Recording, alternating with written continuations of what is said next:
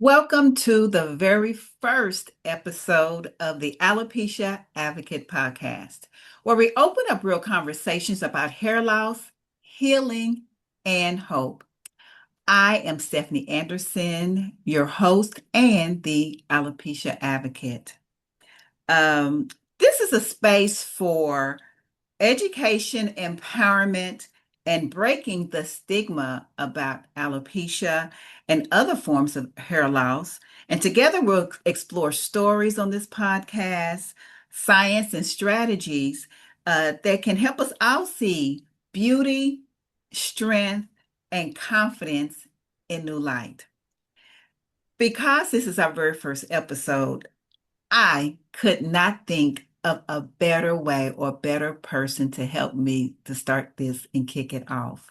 Um, Mr. Rodney Barnett is our guest today, and he's a lot of things to me. He's my mentor, he's my partner, and he is my friend. But I'm gonna give you some credentials that you'll want to know that makes him worthy of being here today and having this discussion.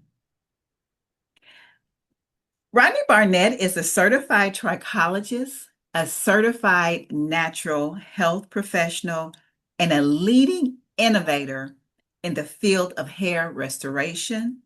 His groundbreaking partnerships and post treatment protocols for restorative hair procedures have um, garnered him national media attention. In addition to those protocols for restorative hair, are hair transplants and platelet rich plasma or PRP. Those procedures have given him attention on ABC, Fox, CBS, and CW affiliates. Mr. Barnett is also one of the hair care industry's most sought after educators. Um, and he provides lectures in the seminars throughout the United States and the Caribbean for international hair shows like the Bronner Brothers International Annual Hair Show and others. Mr. Barnett was also a regular health and beauty contributor to Essence magazine. He has helped thousands of clients, male and female, of all hair textures and types, regain the confidence and peace of mind that comes to restoring healthy, beautiful hair. Mr. Barnett has also trained, get this, trained hundreds of aspiring trichologists and guided them to opening their very own hair restoration centers using his 2,600 square foot facility as the perfect business model. Hi, Rodney. Thank you so much for accepting my invitation to be here today and kick off the September being Alopecia Awareness Month. I'm so humbled to be here while you were reading the bio. I'm sitting there and I'm like, is that really me? I mean, sometimes and you can testify to that. We do so many things, for the industry that sometimes we forget about what we've done, right? And then when you get everything being read about you, um, in a segment like what you just read, and it's like, oh, okay, all right, yeah, I did do that, yeah, I did that, and I don't really do it, Stephanie, as you know, I don't really do it just to primarily promote myself. I do it to because I'm really, really passionate about this field and really, really want to try to help as many people in the past as I could when I was practicing and seeing patients on a regular basis. And now I help others to be able to do the same thing. Yes, exactly. And I just shared what's written down, but I know there is so much more. But as time allots, I want to um, just share that we're going to dive into your journey and you're Okay. going to provide your insights and what drives you in your work and how you inspire others. So let's get started because this conversation is one that the listeners and the viewers will not want to miss. Okay.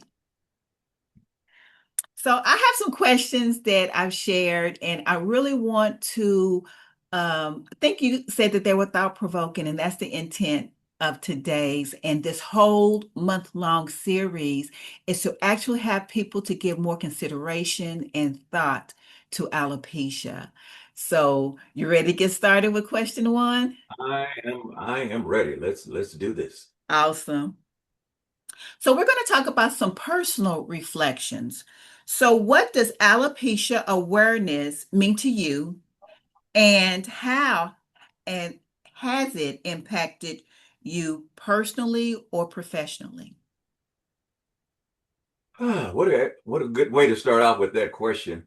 I can actually answer that by saying it's a dedicated time, Stephanie, to raise awareness. I can say to promote understanding and offer support to individuals affected by alopecia, which is, as you know, a condition characterized by hair loss. Okay. It's a period where advocacy groups, like, say, for instance, the National Alopecia Areata Foundation, they organize campaigns to educate the public about different types of alopecia and the emotional and psychological challenges individuals with alopecia face. Yes, yes.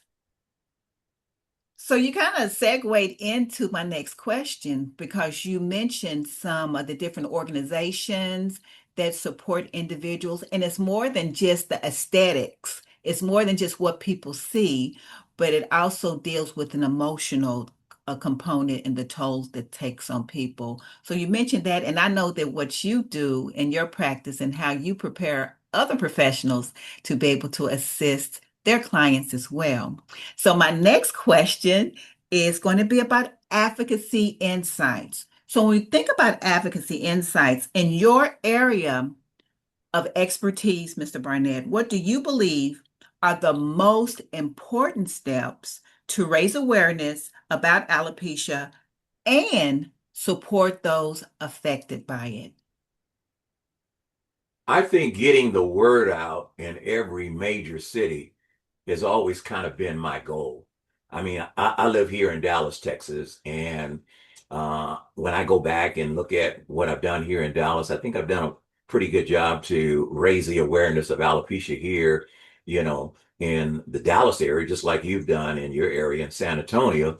But you got to remember that we have many other cities in the United States, and it's not just ones here in Dallas knowing about alopecia, but because it's one that affects us all over the entire US. I have spent, I'd probably say, over the last decade or two trying to teach others to use my example when the Alopecia Awareness Month rolls around. What can you do? Okay, what can you do? This is what I've done. Okay, but let's talk about what you can do in your city. Some have gone to the airwaves. I used to love the airwaves, uh, back in the day, when I was promoting it. But then there's newspaper print that you can do. There's articles, interviews, like what you and I are doing right now, And because it is Alopecia Awareness Month, that's the time that the media really are looking for ones to come on that they can interview and talk about it. And I try to tell all of my persons, that I deal with, that this is an excellent time. They're looking for you to be able to come on and talk about it. So just be prepared. Be prepared. Start planning for it. Maybe a few months in advance. Yes, yes. I already know what your qualifications are, how you lead. You lead by example. And being your mentee and protege and your partner, I know that this is something that you're really serious about when it comes to getting the word out.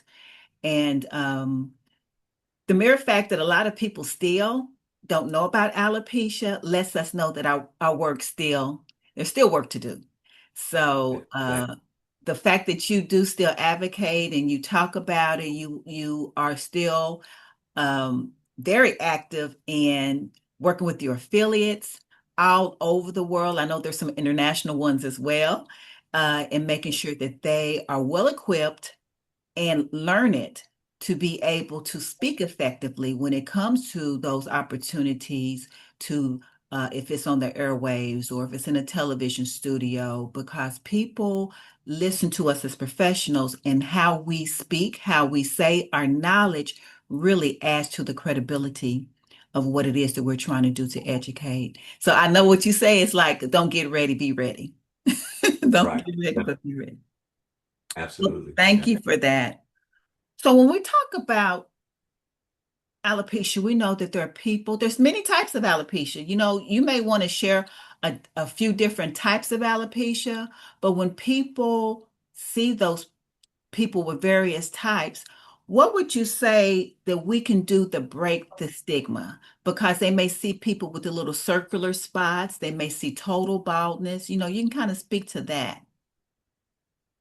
You know, the first thing that I think the public really needs to know is when they hear the word alopecia, that's just not a blanket that covers every alopecia that's out there. Because let's define, first of all, alopecia is just a medical term used to describe hair loss. But there's various types of hair loss. For instance, the number one type of hair loss that men and women experience all over the world more than any other type of alopecia is a genetic type of alopecia. Now, when we say genetic, what does that mean? That means that somewhere within the family pool, okay, somewhere within the family pool, a person inherit that particular gene for hair loss. The same way as they got their hair color, their eye color, their build, through chromosomes, you are going to inherit that particular gene. And it could be both male and they can be females. Now, that's the number one type of alopecia, the type that more people will see than any other type of alopecia. But there's other type of alopecias too. There's alopecia, Stephanie, where a person will say, well, when I comb or brush my hair, I see hair in my brush or comb. I see hair on the sink. I see hair on the floor. I see hair on my blouse or on my shirt. I see hair on my pillowcase. Now that's the type of hair loss whereby we call that the hair is just diffusing. In other words, for various reasons, such as after a woman has had childbirth, or if a person has gone on some kind of fad diet, or a person has, say, for instance, a deficiency, that's going on with inside the body. Maybe there's a certain nutrient, like vitamin B, which is a very, very important vitamin that a person, will need to take. Maybe they're on certain medications. And one that I think a lot of people are very familiar with is chemotherapy. Yes. So when ones have to get chemotherapy treatments, almost inadvertently, depending on how strong and how long that they're receiving the chemotherapy, that inadvertently, affects hair. Then there's the kind that people are under a lot of emotional stress. I just did a virtual with a person in Oklahoma City yesterday. She was losing her hair, and we just did a virtual. Oh, thank God for virtuals, because in the Yes. past, what would they have Change. to do? They would have had you personally, right? Yes. But we were able to do it virtual, and I was able to see her. And guess what her reason was? It's because of the amount of emotional stress. I mean, tremendous amount of emotional stress. Then there's viral, fungal, bacterial type of alopecia that causes a type of scarring. Alopecia where people sit up and just pull their hair out. Alopecia because of different hair pieces that people wear. So there are these are just some of the Yeah. type of alopecia. There's really over 40 different type of alopecias that's been documented, that exist today. So, in your identification, and thank you so much for being the educator that you are to bring knowledge to the viewer and the listener. So, when we talk about stigma, so there's different types, and people are going to see different things when it comes to alopecia because it's not cookie cutter. How can society better support individuals living with hair loss when they see them? You mentioned chemotherapy. People are used to seeing, oh, they have cancer, and there's a little bit more of an empathy and a little bit emotional support. But there's other types of alopecia. How can people support them better? Well, let's talk about, since you mentioned about chemotherapy. Okay, now you and I know, if, say, for instance, if we take, say, the disease cancer, okay, what are doctors going to be focused on? And they should be. They're focused on the cancer, Yeah. saving the person's life. That becomes uno number one, right? So what they don't realize, the side effect that comes along with that is obviously hair loss, because cancer is a rapid growing cell. Hair is a rapid growing cell. So chemo is not a smart drug. When it's introduced in the body, it's going to kill both the cancer cell and the hair cell. Well, to use empathy rather than sympathy, if doctors would use empathy and would say, in addition to helping the person with the cancer cell that they have, what if we would show some empathy with what this person is going to go through with hair loss? Yeah. Because you got to remember, hair loss is our crowning beauty, right? I mean, if I got a heart condition, you can't see my heart, right? Mhm. If I have intestinal problem, you can't see my intestine. But everyone knows that if I've got problems with my hair, you can see that. So rather than just telling the woman, for instance, when the woman says, "Oh, doctor, am I going to lose my hair?" Yeah, you are, but just go out and get a wig. I mean, you see the bedside manners, that. So if we could just be a little bit more sympathetic to what is this person going to go through? Their crown and beauty is going to be gone. It might only be temporary. But temporary is still temporary, right? Their self-esteem is lost. Their dignity, is lost. They don't want to come out of the house. They don't want to go anywhere. Not alone, a wife not even thinking that maybe she's even beautiful or sexy, for her husband anymore. So I think if we could just use empathy and just put ourselves in their place. And the reason why I say empathy rather than sympathy, because somewhere in our life, we could possibly experience that hair loss too. See, and that's the reason why I say if we think in terms, because we're going to want that too when it happens to us, right? We're going to want someone to put their arms around us and let us know that, hey, we're not just defined by just our hair, but we understand what it is you're going through. Exactly. So well put. And one of the things I do share is I believe that many people aren't concerned about hair loss until it affects them or someone they care about. So Right. I'm trying to put, as you are, put it on the minds of people, even if it doesn't affect you or someone you care about, but when you see it, you don't stare, you don't Yeah. point. Some people Yeah. are okay to talk about it, but they don't want to be, made a spectacle of. So you gave some really great information in that. So I'm going to go to encouraging conversations. If you could share one message about alopecia to your audience or your clients, what would it be and why is that message important to you? That's easy because it addresses why I even came in the field. Now you read my bio, and I just kind of gave a little bit about what I do in helping others. But Stephanie, nobody helped me to be able to come into this field. You know what helped me to come in this field? A client. Yeah. Okay. I mean, I was cosmetology all the way. I was a hair cutter. And that's what Mhm. I wanted to do is just cut and put beautiful dynamic shapes, in women's hair and then be able to see this kind of artwork walking around. But in 1991, something dramatically happened when I was doing a chemical transformation on a client. I began to start noticing a lot of hair shedding in the bowl. Now, I didn't know what was going on, and I was supposed to have been noted in the 80s as being a hair care specialist, not a trichologist, but being a person to be able to care for someone's hair. And Stephanie, I didn't know what was going on. And of course, I had to take responsibility because, I'm the one that's doing the chemical treatment on the client's hair. The client saved me. The client saved me by saying, "Did you see very much shedding?" And I said, "Yeah, it's kind of like a dog with my tail between my legs. And she says, "Well," she says, "don't worry about it because my doctor told me that on my next chemical service, that was going to happen." Whew, the tail went up, Yeah. Yeah. like most dogs do when Yeah. they feel relieved, right? Yes. But that kind of helped me to be able to understand that maybe I might want to think differently now about my future because if this woman is suffering with what she stated at that time, she was going through menopause. And Mhm. most men have heard of the word menopause, but not necessarily understanding, how it really affects a woman or how it even affects hair loss.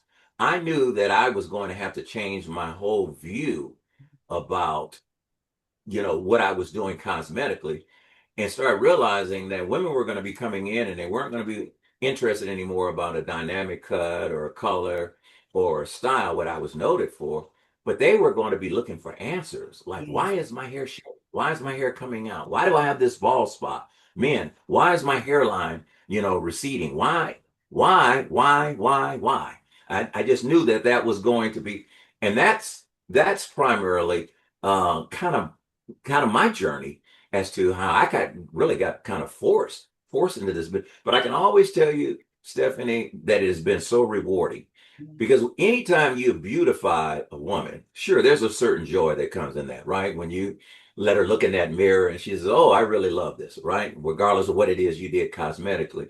But it's something about when you are able to stop somebody's hair from falling out or Yeah. to be able to restore the hair that they've lost, or just being able to come up with some type of plan of action if neither one of those are options, be able to come up with some plan of action that would help them, to regain their dignity back again. I can tell you that is three times more rewarding than any cosmetic, service that you would ever, provide for a client. What you do is life changing, and thank God that that client was forthcoming enough for you, because most times people act like they don't know what's going on, but it fueled your passion that led you to be able to, you became a natural health professional, because we know that the body systems, we know that there is so much that goes into our hair and keeping it healthy. So this is our last question. I mean, time goes Okay. by so quick when you're having fun. Yeah, But I want it to talk does. about your future vision. You're still a young man, Mr. Barnett. So, Okay. looking ahead, what changes or advancements would you like to see in the conversation around alopecia and that would benefit those currently affected by it? Think about it, Stephanie. When a person is to get COVID, Mhm. where would they go? You know, if a person has heart disease, where would they go? If a person is diabetic, where would they go? It's not something that persons have to spend months and months trying to make a determination where they're going to go, who are they going to see. I feel the same way when it comes to hair loss. My goal is to take the mystery out of it. In other words, if a woman or male suffers with hair loss, I'd like in every major city, okay, for a person to know that if they're suffering with any type of alopecia, all they have to do is just Google in, hair loss specialist, hair loss professional, whatever keyword that they want to put in, and to be able to see at least a minimum of one person Yeah. in their area. Now, I'm not talking about 200 miles away or they got to jump on a plane and come here to Dallas in order to be able to see me. But I mean, in their own backyard, to be able to know that there's somebody there that they can go to and be able to get the advice that you and I are sitting here discussing today about alopecia. Why? Because alopecia affects one in every four persons. Now, think about that, Stephanie. One in four means if there's more than four people in your household, a person is going to be affected with alopecia. In your neighborhood, several people are going to be affected with alopecia. In your church or a place of worship where you go, there are going to be people that are in there. If you go to Costco, you go to Walmart, any of these places that you go to, one in four, think about that. People are walking around with hair loss, alopecia, and just don't know where to go, who to see, or what solution is being offered to them. So that's kind of the future for me, is to be able to say, I will feel that the time that I've spent in this field would have been worth it when we can get to that point where, just like if a person has a skin disorder, they can go to a dermatologist. The same way, when a person has alopecia, they know in their own community there's a place that they can go and be able to seek out help. That's my goal. Yeah. The future looks bright, and your vision, I know that you're doing everything that you can within your power to make that happen. I don't know how many affiliates you have, but I know that you have trained hundreds and supported them on their journey to having their own center. So that pretty much concludes the interview. But I know that having heard your credentials, what you shared, and your passion for what you do, there's somebody looking and listening who's going to want to know how to reach out to you, Mr. Barnett. Can you provide the best method of contact for you? Sure. They can reach me if they want by telephone. The telephone number is 214-374-3763. If they would like to learn more about alopecia and persons, what we do as far as our profession is concerned, they can go to my website, which is Rodney Barnett, Rodney, and then Barnett, Barnett.com. And if they want to email me, just reverse my name. It's Barnett Rodney, and just add 2000 to it at Yahoo. And just if you got a chance to see the segment, just send me an email and just say, hey, saw you on the show, and I have this question, that I would like to see if maybe I can get an answer for. But those are the three best ways in order to try to reach me, Steph. Okay. Well, thank you so much for all the information you've shared. Thank you for your many years of service to this industry. And I know there's going to be many more to come. This has it for our first inaugural episode of the Alopecia Advocate podcast. My name is Stephanie Anderson. Take care and be blessed, and see you next time. Bye bye.